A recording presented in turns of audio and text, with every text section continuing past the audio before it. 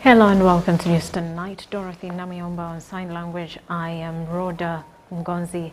Let us dig into it. President Yoweri Museveni has implored investors to take advantage of Uganda's economic potential and boost its exports. The president said this during a meeting held today at State House Nakasero.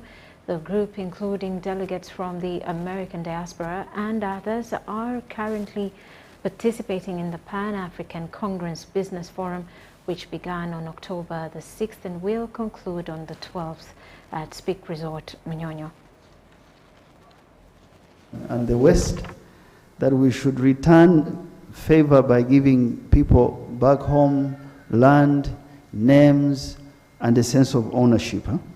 But we also wanted them to know our country at a very elemental level, not conferences only, to meet people and see the country and know we have changed, the country has grown. So what I believe is that the future for us is to dominate an industry that's in the service sector that can give power to the rest of industry, and that's analytics. Business means you produce a good or a service.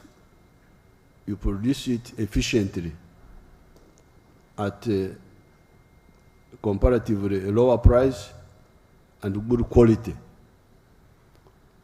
But then the next struggle is to sell what you produce. So that's why here in Africa we had to deal with the issue of the market. If you produce, where do you sell? And that's why we had to deal with the issue of the integration of the African market.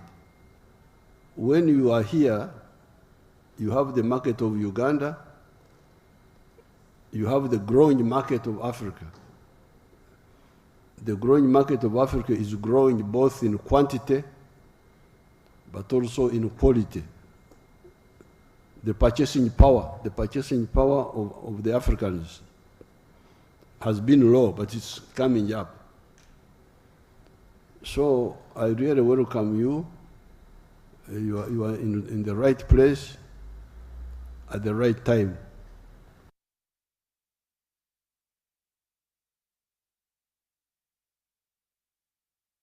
And President Museveni has bid farewell to President Faustin Touadera of the Central African Republic, who has been in Uganda for a 3-day visit at Entebbe International Airport.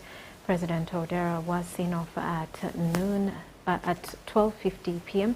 by Vice President Jessica Alupo on behalf of the President. Now, Mr. Touadera was in the country, during which he joined His Excellency President Museveni to mark Uganda's 62nd independence anniversary in Busia district, that's in the east of Uganda. During the visit, the two leaders held discussions focusing on bilateral cooperation, the promotion of peace and exploitation of the abundant resources in the two countries.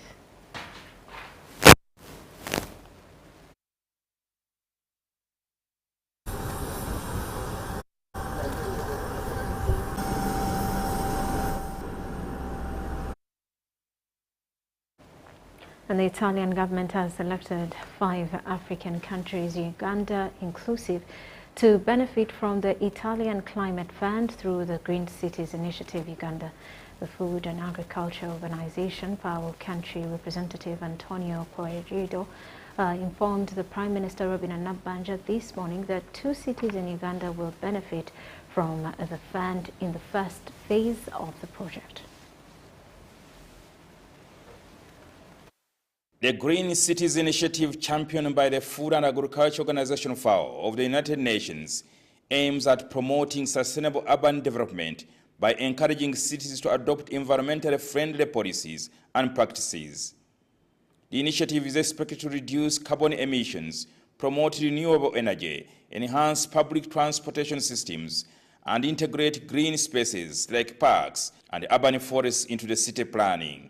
The Food and Agriculture Organization FAO country representative Antonio Guerido today informed the Prime Minister Rhoda Ngonzi that the Italian government has selected 5 African countries, Uganda inclusive, to benefit from the Italian Climate Fund through the Green Cities Initiative Uganda. This climate fund is quite a substantive amount of resources that they have put there. They have in Africa. They have selected only, actually, 5 countries. Uganda is one of them, and they really want to be transformative investments. The project will assist cities to identify and develop bankable investment strategies tailored towards supporting adaptations to climate shocks.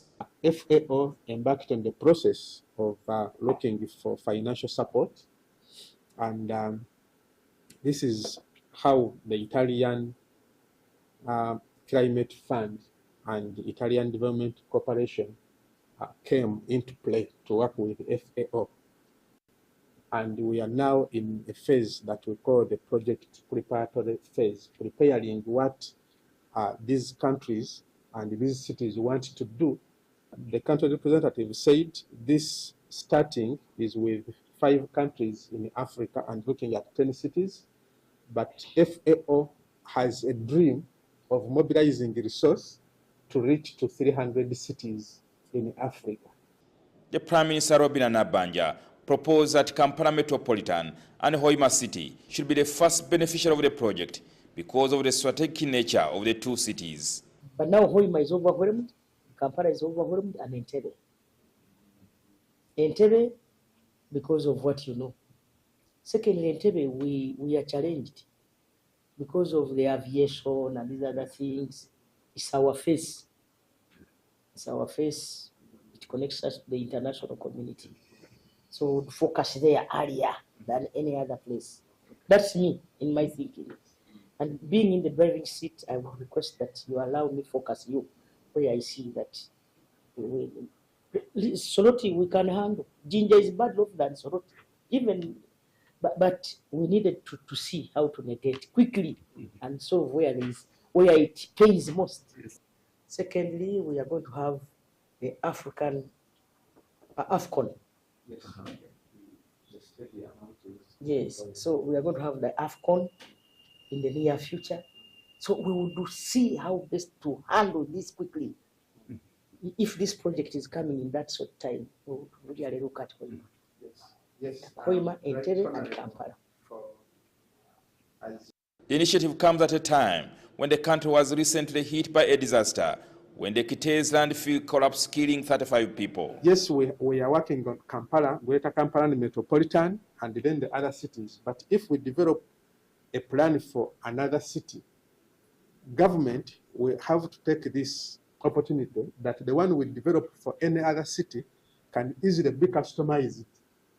And by change of name, if we take Hoima, maybe at another stage, when we change name, we can easily say from Hoima now to Mbarara, and we do resource mobilization without going back into the process of developing. Look at Kampala alone. I want us to look at Wakiso, Mokono, where possible Mpigi, and then this other side, because the challenge is big. I'm so grateful. We really appreciate your leadership. I appreciate your time. Uganda, Kenya, Senegal, Mozambique and Algeria are the 5 African countries selected to benefit from the Italian Climate Fund for the Green City Initiative.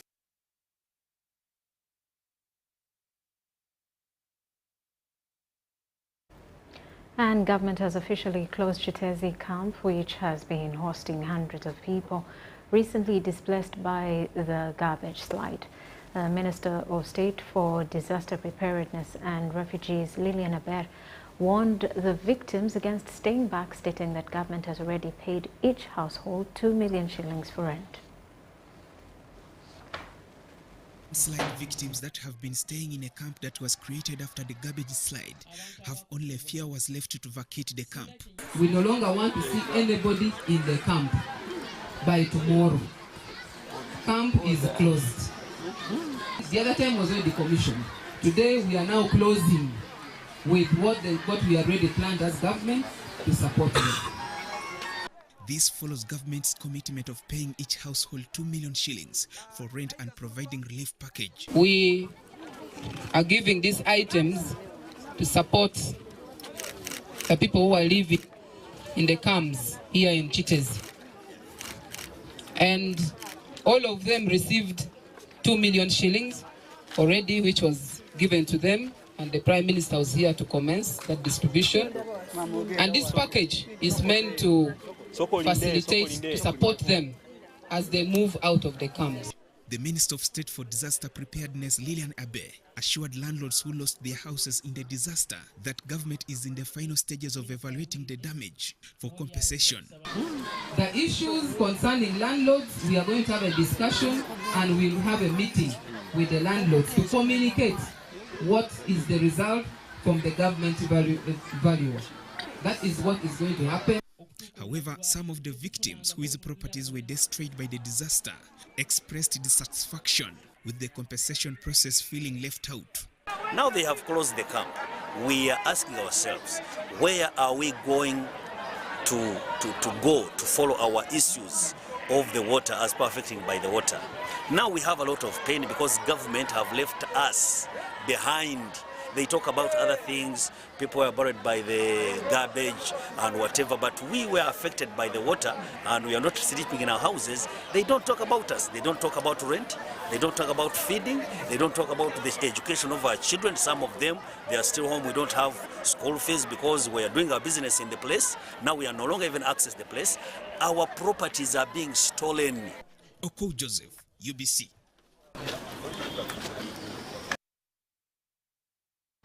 Meanwhile, mayors and town clerks have been urged to increase advocacy efforts to tackle the HIV/AIDS epidemic, especially among youth and women, where prevalence rates remain high, especially amongst that group. This was during the 13th Annual Urban Leaders Forum aimed at capacity building and generating sustainable solutions to HIV/AIDS epidemic in the country and Africa at large.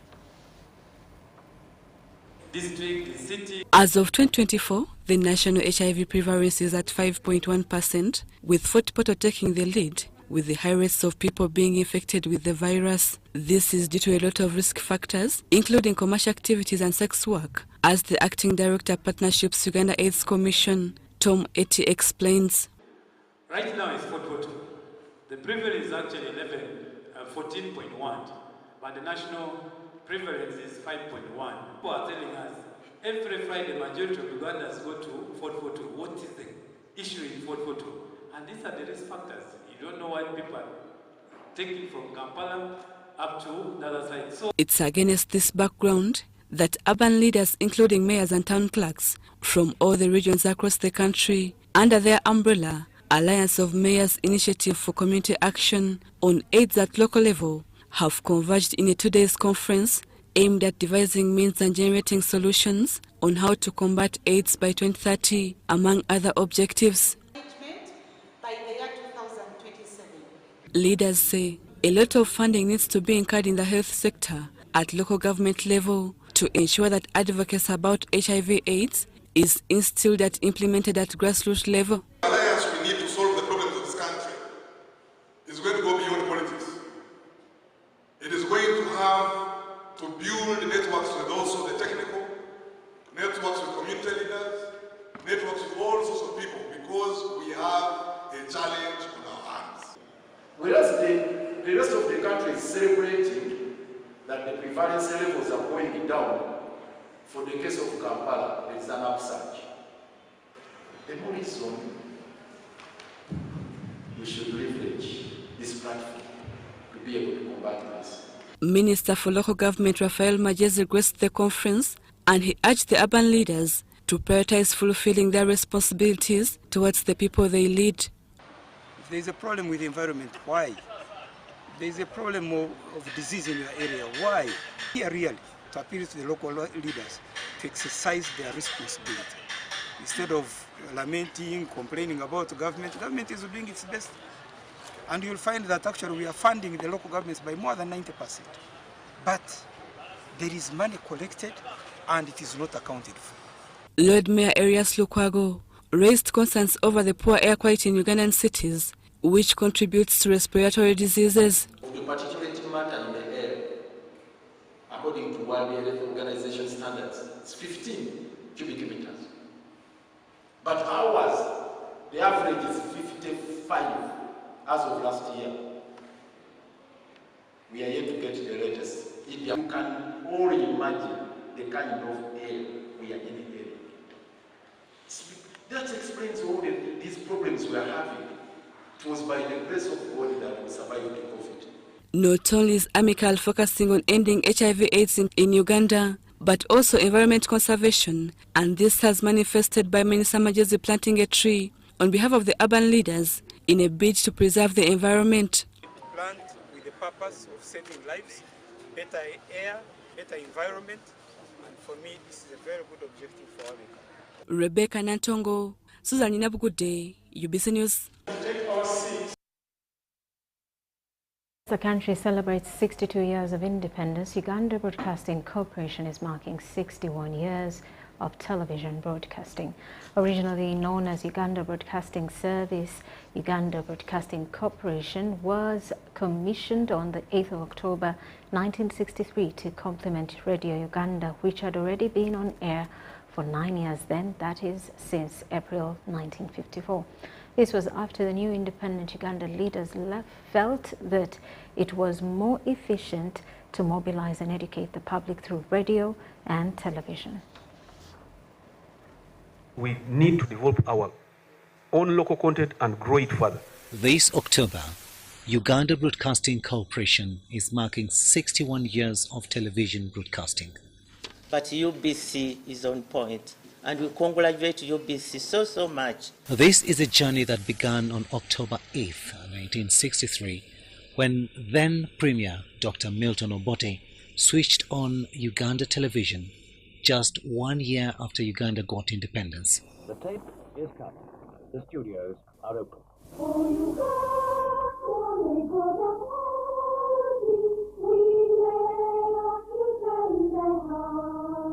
Uganda Broadcasting Service commenced operations, establishing a critical foundation for the country's media landscape as the pioneer broadcast station. And the Prime Minister crosses the floor to chat with the many distinguished guests before going on a tour of the new television buildings.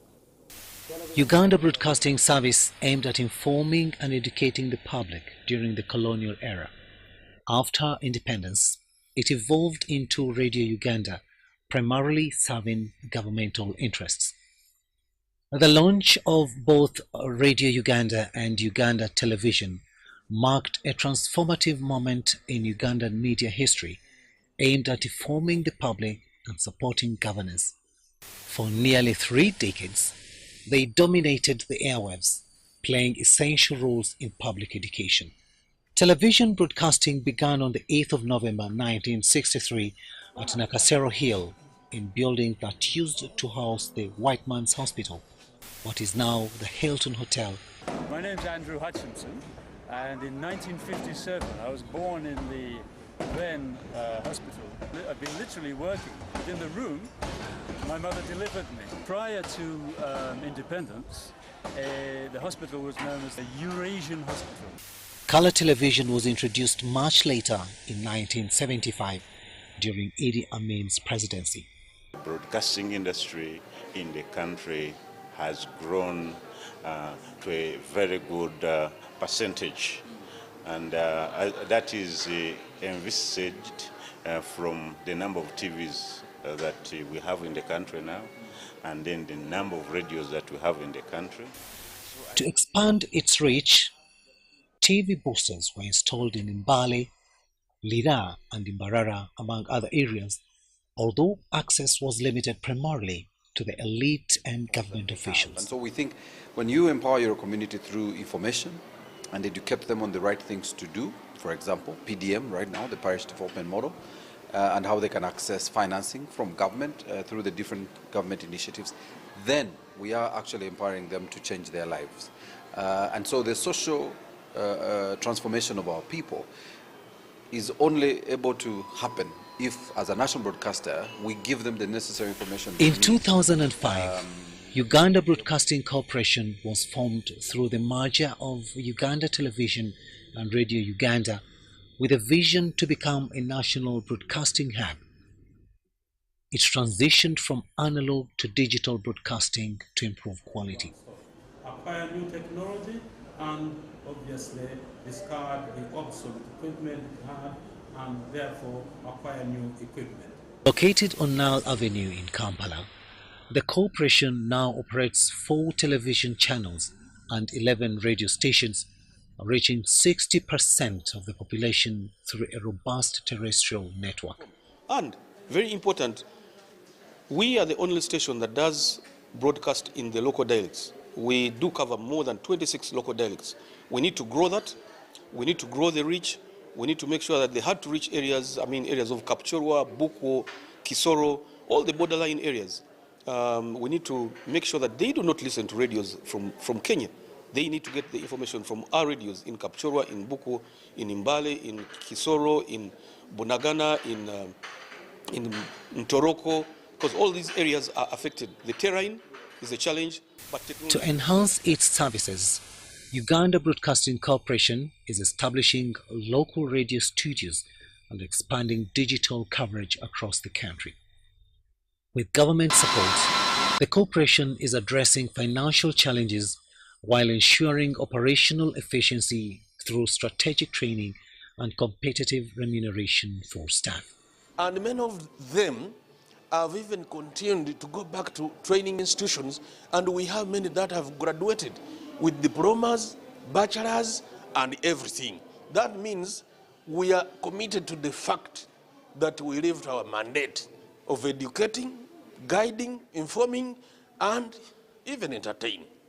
Uganda Broadcasting Corporation has developed a comprehensive model for government communication projects focusing on both cost-effective media and large-scale campaigns. Reach more people. So there will be training on the digital platforms, there will be training on efficiencies and increasing productivity, but we also have begun training, for example, on how to support government programs in offering the monitoring and evaluation component.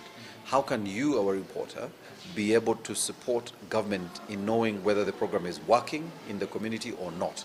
What are the tools you need as a reporter to evaluate the performance of a program or a government program in the community? The corporation is committed to providing coverage to 95% of off-grid areas through digital terrestrial television and direct-to-home systems, particularly in remote regions. It is our official channel through which we reach out the population of Uganda. And the UBC must remain a priority for the government. As Uganda's public broadcaster, Uganda Broadcasting Corporation delivers diverse, high-quality programming across its platforms. I don't miss most of your programs. Very well packaged, especially what we call development communication angle of your programming is excellent. It is in those programs that most people pick ideas to develop themselves. It's in those programs that people understand how our country is developing. Despite competition, Uganda Broadcasting Corporation remains dedicated to its mission of educating, inspiring and informing the public, standing out as a beacon of broadcasting excellence. Most importantly, it remains the only TV station that can give you educational programs, say on agriculture, on health. UBC has remained one channel that focuses on educating a Ugandan, on liberating a Ugandan, and that's what makes it tick. Uganda Broadcasting Corporation continues to innovate, ensuring sustainable coverage and high-quality services that meet the needs of all Ugandans. We are also in the process of putting together a new mode of delivering television content, free-to-air television content across the country, and that's what we are calling the direct-to-home television. Direct-to-home means that you can receive free-to-air television channels using a small 90-centimeter satellite dish.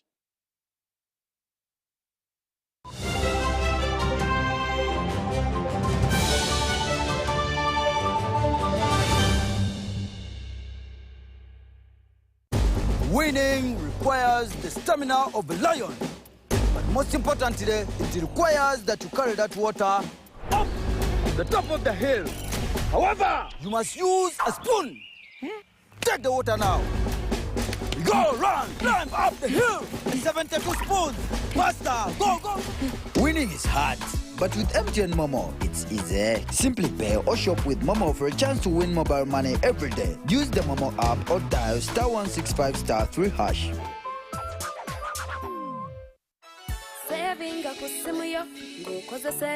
In the heart of Uganda, a financial revolution is happening. We were once left out, saving the old-fashioned way, with an unexpected saving spot, keeping it too close for comfort.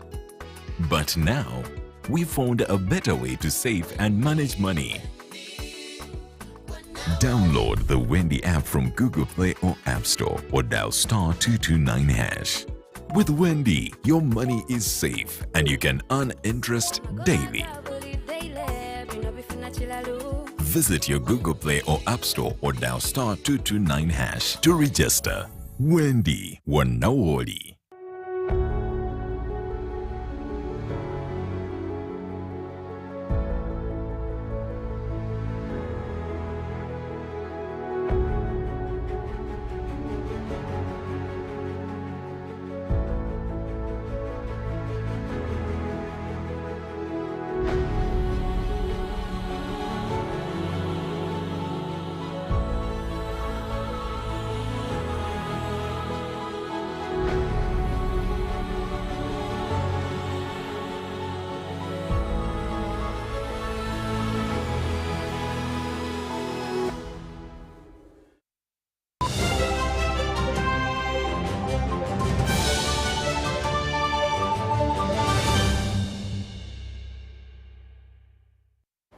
And today, Uganda joins the global community in commemorating World Mental Health Day.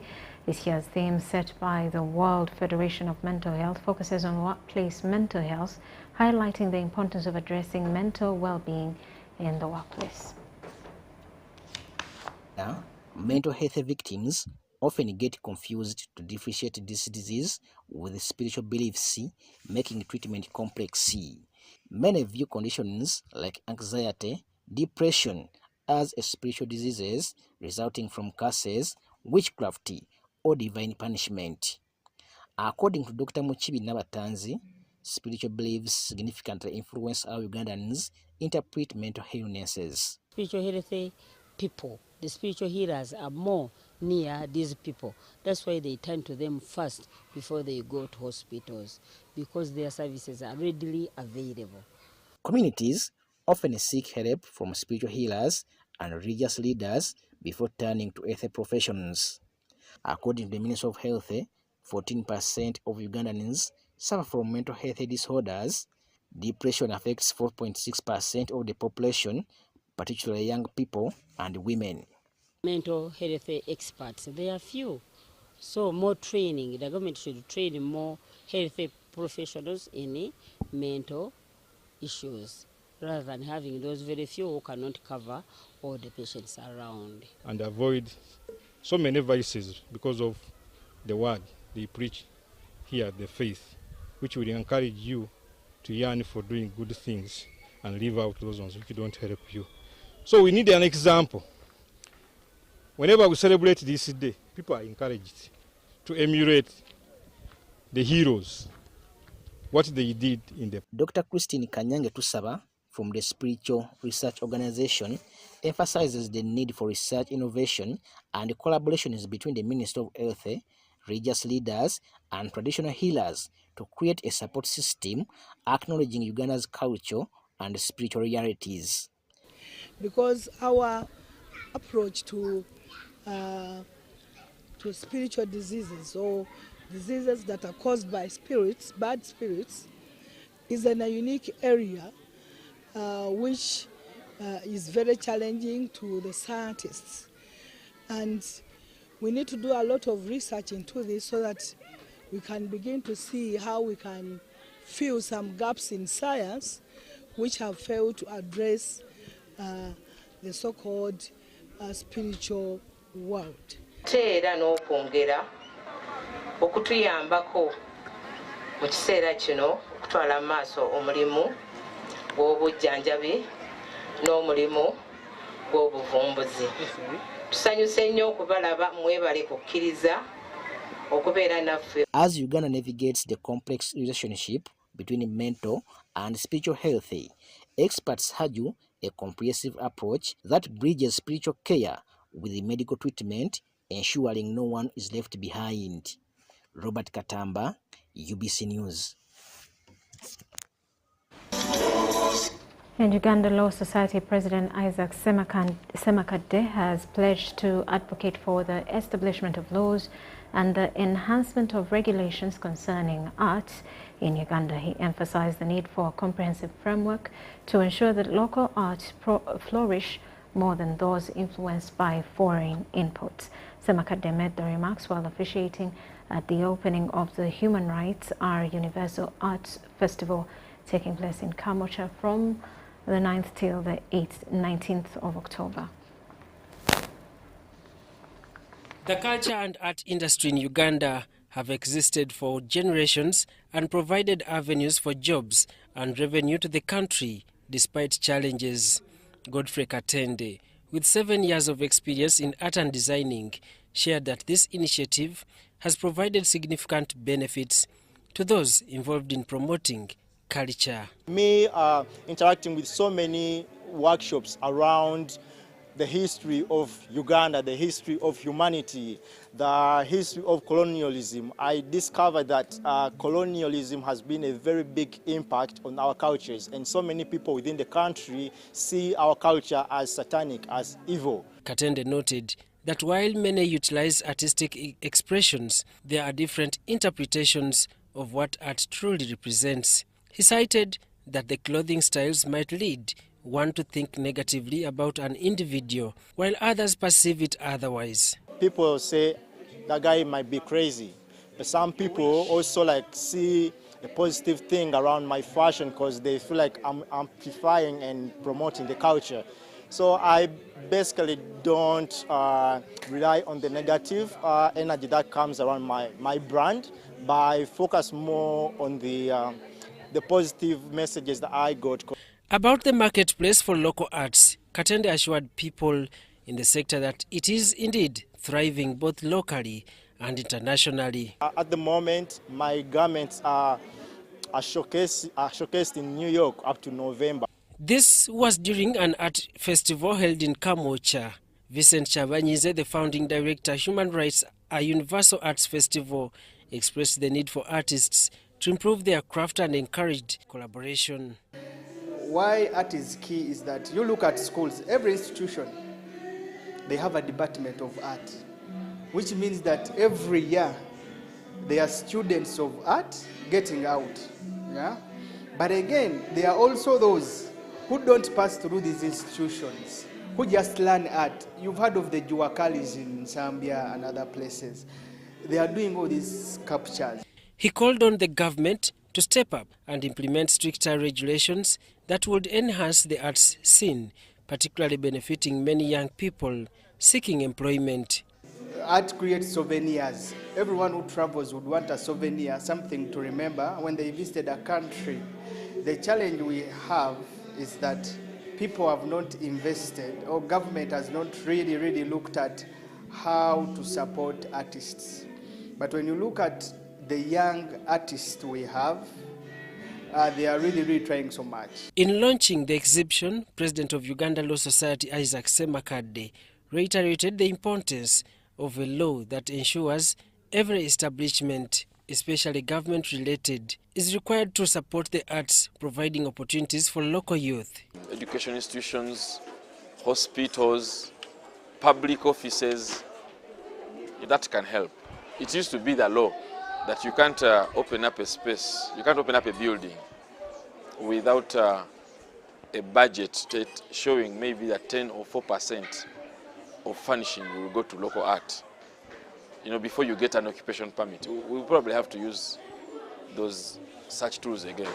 Semakadde emphasized that this initiative aims to promote local artistry and noted the abundance of foreign influences that often overshadow local talents. It's no longer possible to use words of encouragement to promote this industry. It's now necessary to use coercive law to promote this industry. It's now necessary to use positive law an act of parliament setting out clearly what is to be done to promote this, to promote creative industries. The exhibition, promoted as the Human Rights, a Universal Arts Festival, seeks to celebrate and raise awareness of the positive aspects of local artistry, running for a week. Sebira Andrew compiled this report.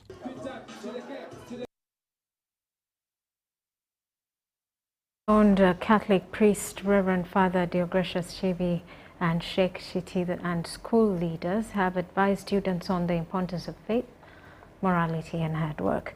This was at an event during which they prayed and inspired candidates on how to handle the forthcoming UNEB exams.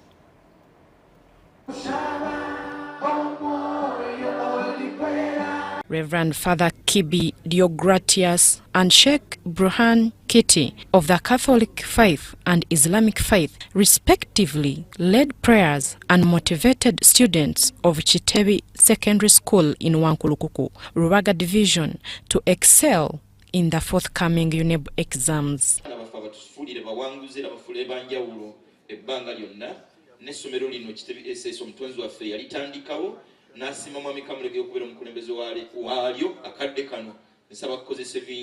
them, Father, for the gift of wisdom, the wisdom you gave to Solomon, may you give them that gift, Lord. May you process them through our prayer. Father, we are lifting each and every student, each and every daughter of ours, each and every son here, our candidates, Lord. We are praying for them. Father Kibi highlighted the need to avoid sexually transmitted diseases, STDs, and urged students to view morality as their best weapon in life.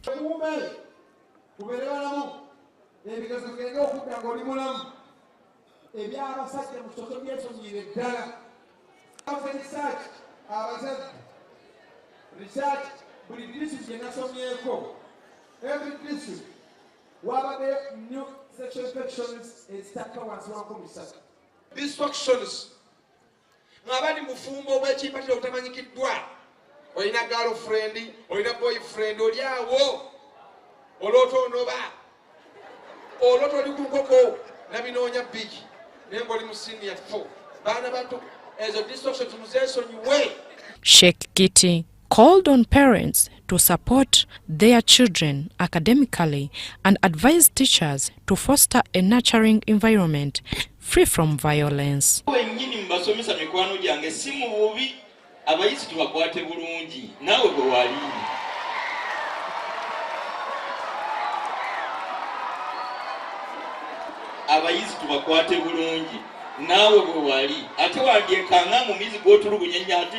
Bwetudayo myaka gyo nga nawe oli myaka ejja gwali ozimusinga nako. Basomesa banange simu bubi. Bw'oba ogalamiza omwana omukube, kituufu yeetaagisa naddala nga kisusse. Naye yeetaaga oba oli awo kwogera naye omubonereze nga naye akkiriza nti ekimala kimala.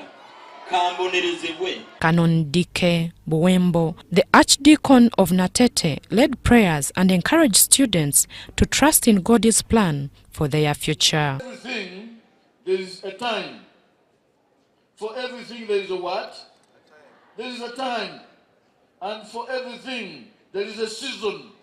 The season is this, that you are going to write your final exams. The school's team leader, Haj Mohammed Kamlegea, expressed concern over rising dropout rates and stressed community support. This has been a dedication day for our students here at Kitezi Secondary School. We have presented a total of 899 students. Candidates, remember, these students, especially senior 4, were registered in 2022. And immediately after the registration, the COVID came in. And then when they went, 224 students were unable to join back the system. And that's what has brought that number to be 899 students. Otherwise, the number would be in 1,000 plus for this case. But this brings out the effect of the COVID. Jamil Sekaja compiled this report for UBC. Good luck. And religious leaders alongside various organizations are urging government to enhance awareness among women and girls regarding their legal rights to land. They emphasize women and girls are often excluded from discussions about land ownership in Uganda, which undermines their legal rights as citizens. Stand for Her Land and Bridge Builders Uganda, in collaboration with religious leaders, highlight the persistent social challenges that hinder land ownership for women and youth in Uganda. During a public lecture on land rights for women and youth at Kyambogo University, Rebecca Atayo from LandNet Uganda noted that while the government has made efforts to raise awareness, much more is still needed to be done. The government has tried in as much as it can in terms of ensuring that we have an effective enabling environment, yes? That is when you look at laws. But of course there are gaps when it comes to the implementation of these laws. He urged the government to collaborate with NGOs to implement laws that guarantee women's access to land. Government maybe needs to come in and reinforce what many NGOs are doing in these communities and inform these women of what they can do. What are the referral pathways? When I need to access justice, who can I talk to? Rebecca also encouraged women to empower themselves with knowledge to overcome the fears that prevent them from claiming land and to challenge the norms and customs that inhibit their ownership. I think one of the things that best deals with fear is information, having the awareness of the rights that you have under the law as a woman. Right Reverend Nathan Mugalu appealed to religious leaders to share their knowledge with congregants, ensuring that more people understand land ownership rights. Should involve men and boys in the fight for women to own land, but also engaging in continuous women and girl empowerment programs so that women and girls can advocate and also demand for their rights. The partnership coordinator for Bridge Builders Uganda, Odong Stephen Michael, pointed out that there remains some challenges that the government must address to break down the existing barriers. He remarked that while laws exist on paper, they often fail to be implemented in practice. We really need the real policies that come specifically to address the specific needs of young people. Story compiled by John Tawere Proskovia for UBC News. Former and old students of Mbogo High School have convened at the institution to celebrate the old and current times with the aim of garnering support towards the construction of the school's main gate. These have been led by the Director of Finance and Administration in the NRM party, Hajat Medina Nehab.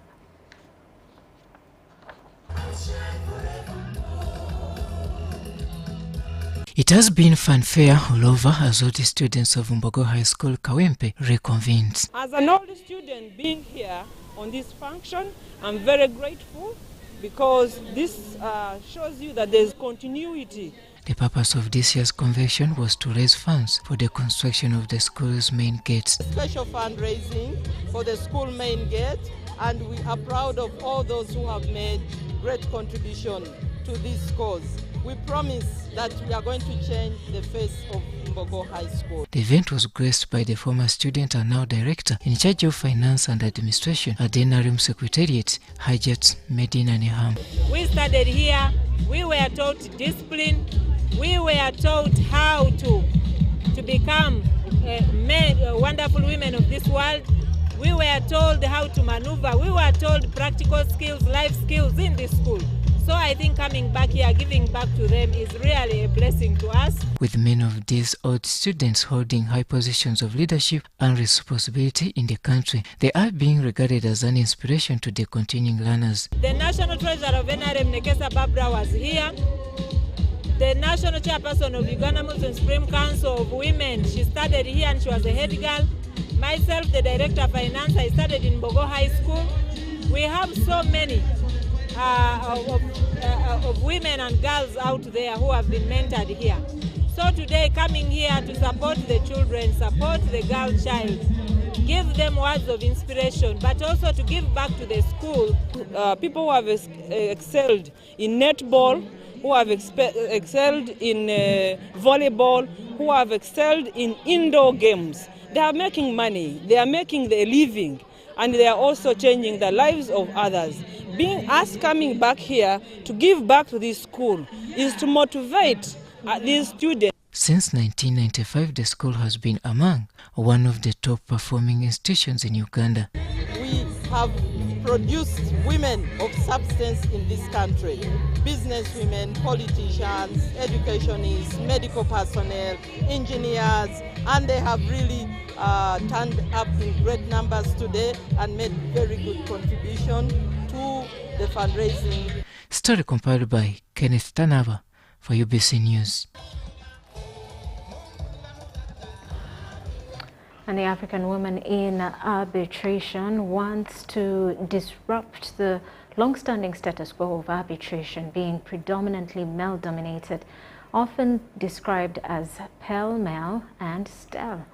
This has been disclosed by the Executive Director, African Women in Arbitration, Edith Twinamatsko, at the African Women in Arbitration Symposium with a mission of empowering and promoting women in arbitration across the African continent in Kampala. Women have been underrepresented in arbitration both within Africa and globally. The goal of the African Women in Arbitration is to change this narrative by creating more opportunities for women and assuring greater representation of African arbitrators in general. There has been underrepresentation. Of course, it's improving, but we're not where we want to be. Yeah, so we've come up now to help to change the status quo as it is. So as an organization, we have several programs that we do that are trying to improve and bring a change in this field. The symposium brought together a diverse group of professionals, including arbitrators, quantity surveyors, engineers, architects, and judicial officers, all of whom practice arbitration in their respective fields. We have training programs where we do professional development, and we've partnered with several organizations, for example, the Chartered Institute of Arbitrators, where they train the women and then they send them back to us for mentorship and continuous development. The underrepresentation of women in these roles has been a persistence challenge. The percentage of cases that have been resolved through mediation and arbitration are much higher. By 90% of our cases, once they go through arbitration and mediation, they are successfully closed. Unlike for court sessions, where because of the too many cases in court, there's a lot of backlog. We take longer for our workers to access justice, for decisions to be made in those labor cases. Building strong relationships and visibility are crucial for women to be appointed to arbitration panels.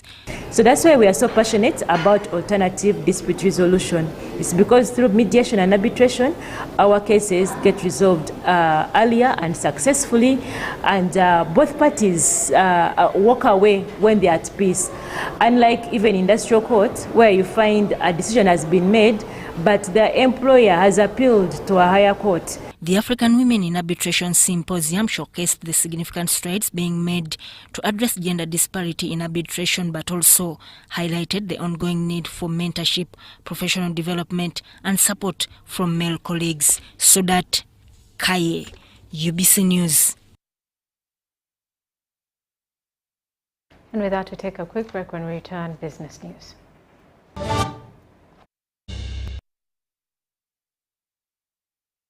Brought to you by download the Wendy app from Google Play or App Store or dial *229#. Wendy Wanaori.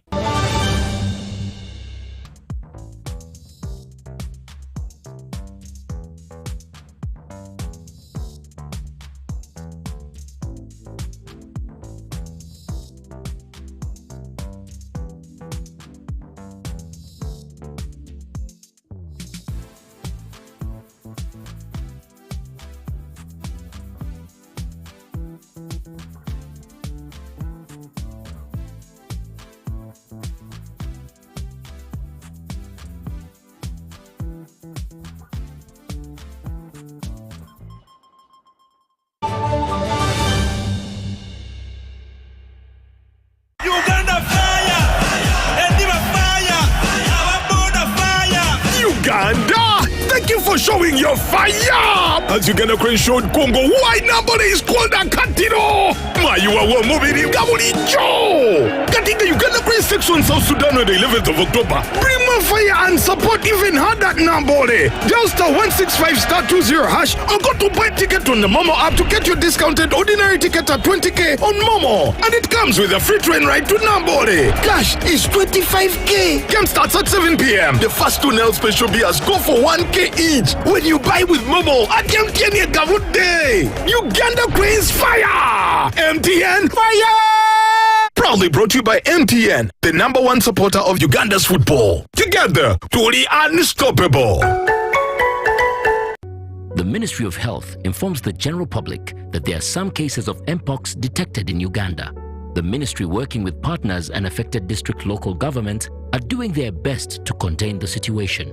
The signs and symptoms of Mpox are body rash, fever, general body weakness, headache, sore throat, nasal congestion or cough, and swollen lymph nodes. You can prevent yourself from getting infected with Mpox by avoiding close contact with people who have been confirmed to have Mpox or who have signs and symptoms of Mpox.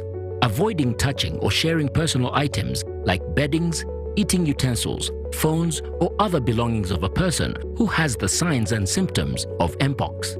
Avoiding contact, including eating, with all wild animals, alive or dead, especially those known to carry the virus, such as rodents and monkeys, and those that appear sick or have been found dead. Getting vaccinated if you're among those who have been identified to be at high risk of Mpox infection. Mpox is treatable and usually goes away after 2 to 4 weeks. However, it can be severe, causing even death, especially among children, pregnant women, and those with other health conditions. For more information and support, contact your nearest health worker. Call the Ministry of Health's toll-free line on 0800 100 066 or send a free SMS to YouReport on 8500.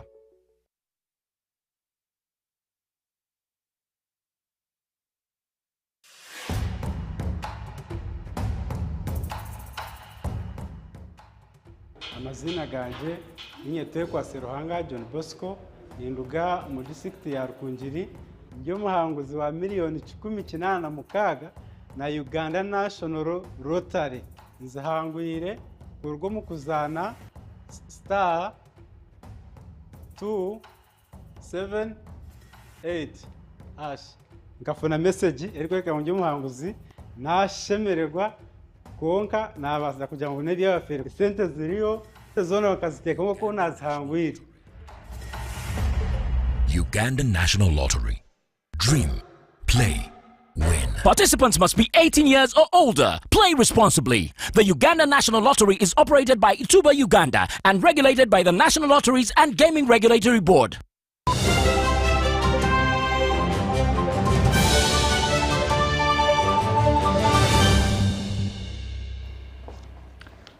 Welcome back. State Minister for Lands Dr. Sam Mayanja has stepped in to mediate a land dispute between Semakula Moses and Bisegewa Moses at Wansaso in Chibuye, Machinde Division. This intervention came after Machinde RDC Caroline Nshemeza called on the minister following her own unsuccessful attempts to resolve the issue. The State Minister for Lands, Dr. Sam Mayanja, has intervened in a land dispute between Semakula Moses and Bisegewa Moses at Wansaso in Chibuye Machinde Division, Kampala. The two are conflicting over a 50 decimal plot of land, with both parties claiming ownership. During a locust visit to the contested land, Kawesa Yose, the chairman of Wansaso Chibuye Machinde, informed the minister that the case had been referred to court to prevent conflicts from escalating. Ezimu abasembeyo okugula nga bagula ku baana ba Bisegewa nga nezimu tuzinako emikono tugamba abaso bagenda mu kkooti oba abaana ba Bisegewa batunda mu bukyamu. Semakula Moses stated that he had purchased the land from Mrs. Buwembo, the daughter of Francis Kakumba, and had been introduced to the local council. Kola ki kukyusa koti order ne fuluma eyasooka nga bamugamba Bisegerwa yene kawuki tebabajjako renti ate tebabasengula mu dduuka lyammwe lye babasebye mu renti On the other hand, Bisegirwa Moses, the son of Elias Bisegirwa, who passed away in 1997, claimed that he and 7 others had grown up on the land, but she had been sold by his foster parents, including 2 brothers, to Kakumba Francis. Tweeters abataano kuliko baganda bange 2, Kamulegera Ramadhani ne Sawuya Nannungi. Beeko baana ekyapa ne bakizza mu mannya gaabwe nga tebatutegeezezza. Bayingira mu memorandum of understanding ne Kakumba Francis. Twamutegeera luvannyuma. N'atugamba azze kulaakulanya kifo kino, azze twegattako famire tukulaakulanye ekifo kino. Minister Mayanja clarified that the court order related to the case should be implemented, stressing that it must be respected. Teziri executed by court. Court bwemala order nefuluma ngijjino waffe mu government for execution. Sikugiddamu ate kugiwoza. Ne just to execute the court order kugisamu nkola. Era nga court bwe tumala okugisaako ne tugikolesa oli agirina waranti ye court broker nasaawo n'agissaayo mu kooti bw'aba tagimplementinze ng'egaanyi era nnyonnyola ensonga wansi lwaki teri implement. The minister also visited another disputed site in Machinde at Bukeje Luwafu, where Rose Naloga had given land to the Machinde Seventh-day Adventist Church. The land had originally been gifted to her by Beatrice Nachinto in 1977. However, the area chairman, Musisi Joseph, faced difficulty defending an agreement he had signed in 2014, recognizing Naloga's gift of the land to the church. Nibanjeregajirega ngunga sina mulamwa era awo sinawo kyendinawo nangamba mpa miliyoni mmeka 10. Nalwoza Falaski of Chimanya Masaka expressed opposition, arguing that Naloga had no authority to transfer the land.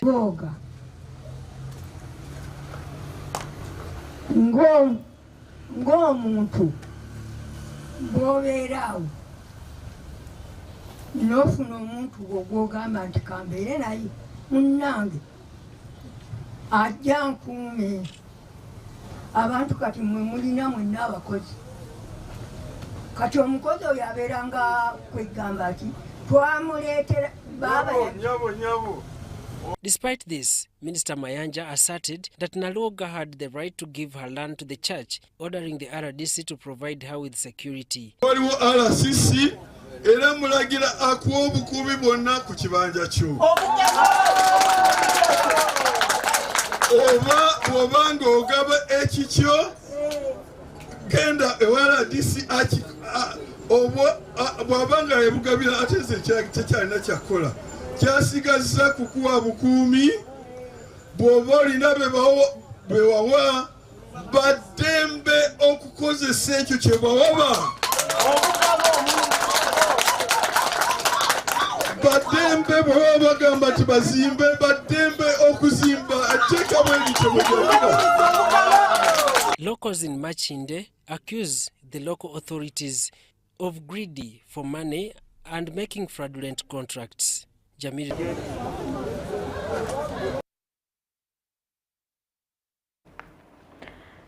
And the Presidential Advisory Committee on Exports and Industrial Development is hosting the inaugural Pan-African Congress Business Forum and Expo that is happening at Speak Resort Munyonyo till the 12th of October this week. This conference has brought together Ugandan trade stakeholders in public and private sector to interact and forge lasting ties with potential diaspora investors in the United States of America, with an aim to increase exports to the largest economy in the world. Diaspora Homecoming, Navigating the Next 100 Years. The inaugural Pan-African Congress Business Forum and Expo is facilitating an assemblage of Ugandan diaspora investors. Last year, the global diaspora sent over $100 billion to Africa, equal to 6% of African GDP, exceeding official development aid program of $42 billion. And the foreign direct investments which is equal to 48 billion US dollars. A country like Nigeria alone, its diaspora sent around 20 billion in 2023. Those numbers show that Africa needs more its African diaspora and the partners' investments than development aid programs. In a massive global trade of more than 32 trillion US dollars, Africa's share remains only 3%, and even in many areas, productivity of farms and exports has fallen. We think we can reduce the cost of industrial inputs and intermediate goods from outside if we work with US companies. Industrial inputs and intermediate goods into Africa, Europe controls 26%, China 15%, Saudi Arabia 4%, India 3%, the US 7%, intra-Africa 16%. But you know, industrial inputs is where an economy starts to heat up and really grow. If we work together, we'll bring in patents and technology to improve Africa's intermediate goods. At this ongoing forum, government has committed to support SMEs through export orders, working capital, and some grants, along with working on a standards and compliance authority for our food safety to match what US's Food and Drug Administration and other international protocols require, all under one roof. There is no doubt if you choose this route, your returns will be in the region of 20% and beyond, especially if you include the processing of mineral deposits that we have in large quantities, from iron ore to gold, phosphates, lithium, tin, etc. The government is cognizant that to achieve the above aspiration strategic programs have to be undertaken, including, among others, boosting production for markets and mobilization of the relevant quality investments as envisaged in this forum. This business forum is a culmination of 2022 initiatives by PASAID, the African Chamber of Commerce, and the Ministry of Trade during the USA-Uganda Trade Summits that took place in Chicago and Washington in the USA. Wadulo Makanold for UBC News in Munyonyo. Reportedly registered growth, which the Insurance Regulatory Authority attributes to the expanding of the middle class. While presenting the Media Performance Index of the sector, the Chief Executive Officer, Insurance Regulatory Authority, Alhaji Ibrahim Lubega Kadunabi, said the 22.9% growth in life insurance indicate growing public confidence in the sector. The Media Performance Insurance Sector Report represents data from January of 2024 to June of 2024. Various categories performed differently as the non-life premiums registered growth of 542.3 billion shillings from the 510.1 billion shillings in a comparable period of 2023, representing a 6.30% growth in premiums.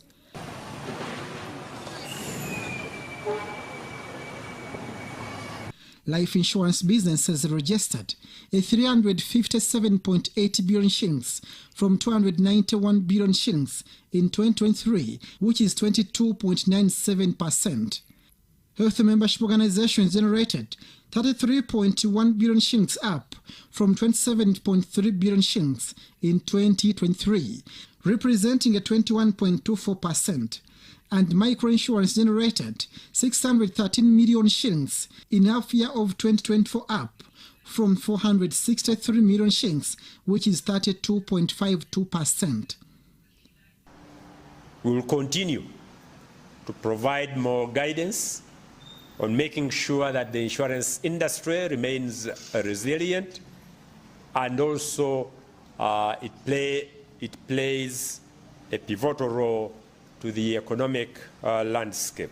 The sector growth trend is attributed to a steadily growing economy and expanding middle-income class, which aspires to protect achieved wealth and online transactions. Because of the role the Insurance Regulatory Authority plays, and the assurances we have continued to give to the insuring public, and the awareness and education campaigns we have done, we have seen more customers becoming more safer and confident that insurance will pay them. Worryingly, the sector also recorded increased cases of fraud, especially health policies and motor vehicles.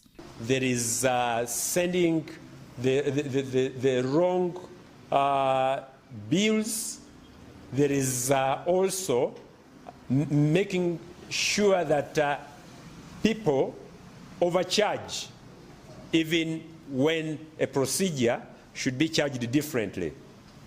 We are working with different stakeholders to see that we address that. During the half-year review, the gross written premium collected through the brokerage distribution channel registered 298.3 billion shillings compared to 257.8 billion shillings generated in a similar period in 2023, representing a 15.63% growth.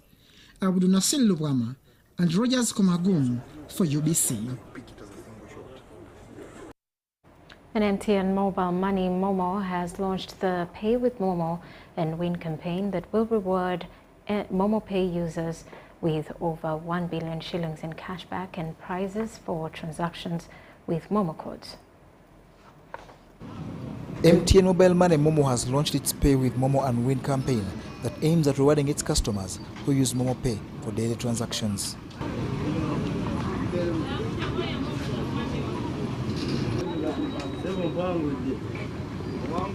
Over 1 billion Uganda shillings in cashback and prizes for transactions with Momo codes is up for grabs across the country. This initiative or this campaign for us is a give back to our customer who has been on the ecosystem for Momo, but specifically we also want to drive this customer to continue paying with Momo and believe that paying with Momo is convenient by giving them a reward. The reward, we have over 1 billion shillings up for grabs in the rewards for a campaign that will run up to the end of the year. This campaign is part of MTN's broader vision of simplifying payments, promoting a cashless economy and furthering its ambition, a 2025 goal to drive financial inclusion across Uganda. To kick off the campaign, MTN Momo had live Pay and Win with Momo activations at various restaurants, fuel stations and supermarkets around Kampala. Customers who pay using Momo with a registered Banchat code will stand a chance to win cash rewards including cashbacks, reinforcing the convenience of using Momo for various payments, including for groceries to transportation services. But I must give everyone confidence that we are going around the country, we'll be around the country, and this will be open to all our customers. So the criteria for winning is simply be a mobile money customer, have money on your wallet. Then the places that you can win are, one of them are petrol stations where we are right now. It will be across all petrol stations. You can dine with Momo, that is dine and pay with Momo at restaurants across the country.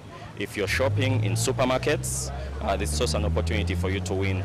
We're also supporting those in the transport industry, especially the bodabodas. The Pay with Momo and Win campaign is a continuation of the Momo for Business initiative, Zimba Business with Momo, which was launched in July and focused on onboarding merchants to the Momo platform.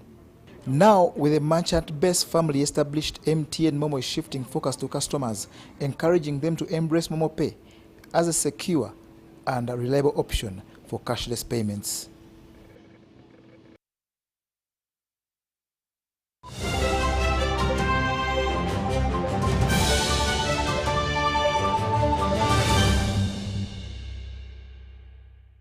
The Republic of Zambia has actually joined the Central Corridor Transit Transport Facilitation Agency as its 7th member state. This milestone occurred during the STIFA Extraordinary Council meeting in Kinshasa, Democratic Republic of Congo.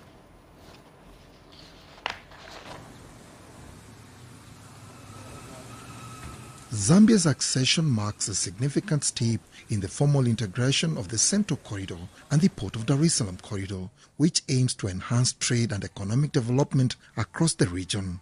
Zambia is the 7th member state to join the CCTTFA alongside Tanzania, Uganda, Malawi, Rwanda, Burundi and the Democratic Republic of Congo.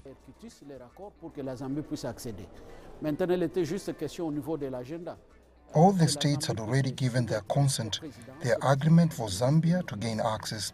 Now it was just a question of Zambia's agenda, submitted to the President and His Excellency, the Deputy Prime Minister, the instruments of ratification of the government of Zambia. After the submission of the instruments, the principals, among them the Deputy Prime Minister, Jean-Pierre Bemba, verified the authenticity of the documents, authorized the Zambian counterpart to sign the agreement, and that has ensured Zambia's accession to the Central Corridor Agreement. The Central Corridor is an integrated multimodal transport and logistics network that currently connects Burundi, Rwanda, DRC, Tanzania and Uganda to the sea through the port of Dar es Salaam. The added value is that from now onwards, Zambia, which has just joined, will contribute to the Secretariat.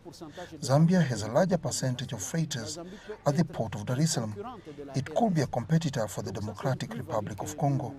So that is another added value we estimate for ourselves. The second added value now with Zambia as a member, it has the facility. We can work to relieve congestion on certain borders, notably Tunduma.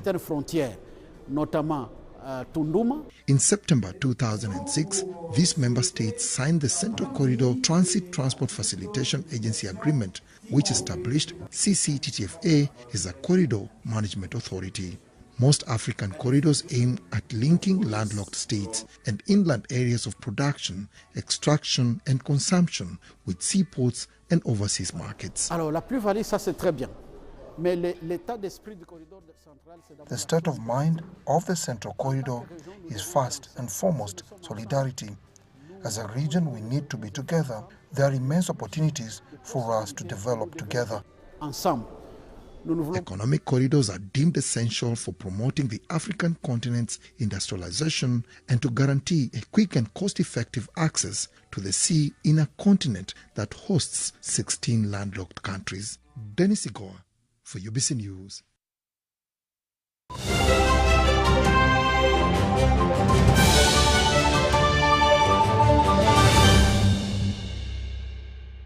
And now in sports, Uganda has secured passage into the semi-finals at the ongoing Under-20 Africa Cup of Nations qualifiers in Dar es Salaam. This after a 4-1 demolition of Burundi that was secured courtesy of a brace by John Paul Dembe and own goals by Samir Salamani and Rwandan Kizimana, while Burundi's consolation was by Christophe Ndei. This win over Burundi follows the 3-0 defeat of Ethiopia. Team coach Matthias Ole is gratified by this result that secures a semi-final slot with a game to spare against South Sudan on Friday. The game today, we thank God that we came out with the win. Tactically, we've been better, that's what I can say, because the other team came in, they thought that they are going to catch us on off guard, but like enough, our tactics, I think it has been nice, and we did it well. Coach, how important were the quick goals into this game? Because we saw Burundi, just like Ethiopia, possessing the ball much, but how important were the quick goals? Yeah, it has been, it was in our tactic, because we planned to kill the game in the first 5-10 minutes, and we are lucky, we planned it, it came. Because the moment you see the way how we are fighting for the goal in the first 10-15 minutes, it was different. Although that after those minutes we went down, but it has been like a graph. We've been going up and down. Lucky enough, we won the game. Coach, this team seems to be scoring goals in each game. Coach, are you satisfied with the overall performance of the team in today's win? Yeah, at least we've been better than last game. We've been better than last game, because today we've been the shape, we've been getting it well, and then when we are going up, we've been building, going up. So now there is some small mistakes we have to sit down and Coach, now in the semi-finals, should we expect some changes in the next game?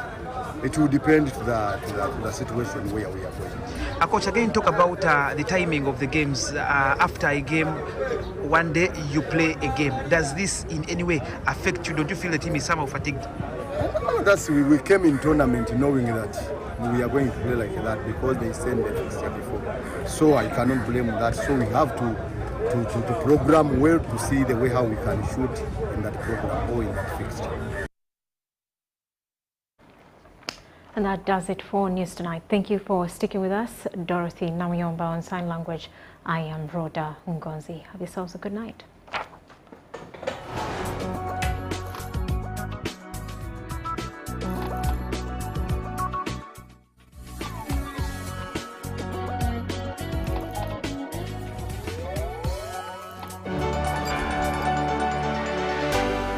UBC, inspiring Uganda.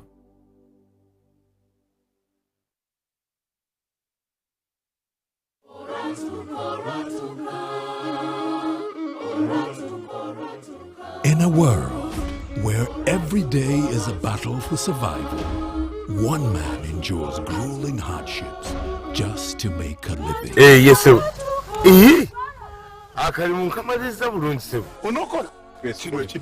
In Olwatuka, witness a heart-pounding journey of love.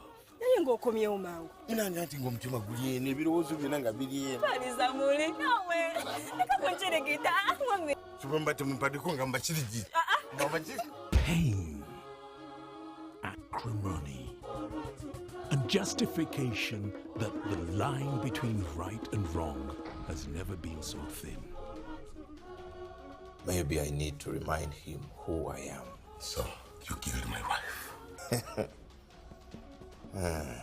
Olwatuka film premiere will be on the 3rd of December 2024 at Uganda National Theatre, sponsored by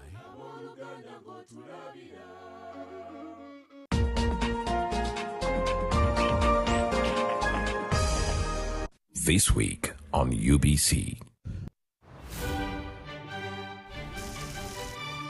My name's Jung Gwonjong. I'm the boss of this entire hotel. My duties include heavy lifting, spreading happiness, and driving fancy cars. I'm responsible for the area by the hotel entrance. And I officially moved into the sun.